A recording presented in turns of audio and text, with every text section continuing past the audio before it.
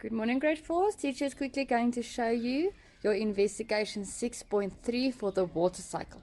Okay, so you need a big plastic bowl. You need a rock or two, something that's heavy. You need a cup. You need some cling wrap, string, and a bucket of water. Okay, so teacher is quickly going to show you. So first I say you have to take the bucket of water and you have to fill the plastic bowl with water until it's a quarter full. So let teacher do that quickly. Okay, now the water bowl, the bowl has got a quarter of water in it. Okay, then they say you must take the mug and place it in the middle of the container. Make sure that no water splashes on the inside.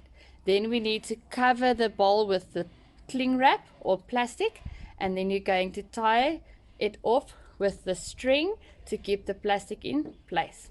Okay, so let teacher do that quickly.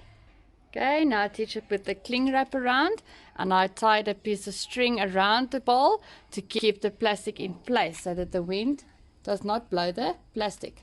Okay, then they say you take your stones and you put it in the middle of the bowl right over the mug. Okay, and then we need to observe and see what happens.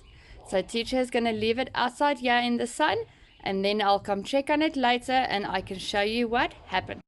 Hi grade 4s, I want to show you quickly how it looks like 10 minutes later. So if you look closely, if you see clearly, you can see that the cling wrap is starting to cloud up. Okay, you can see it's not as clear anymore, so condensation is busy happening.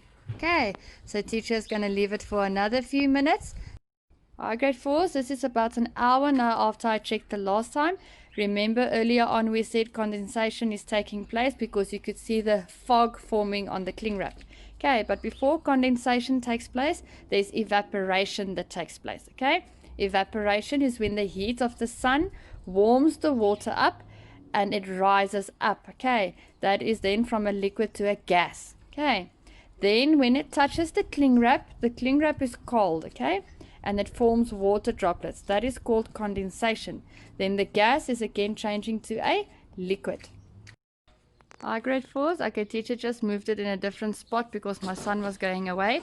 Okay, teacher changed the cup in the middle. Make sure that the cup is not too high. It mustn't be level with the plastic or the experiment is not going to work. Okay, because the weight that you put in the middle needs to drag the plastic, you see, so that the plastic goes down into the middle. Okay, because it needs to show you that the water droplets that's forming on the cling wrap is going to roll down and is going to collect back into the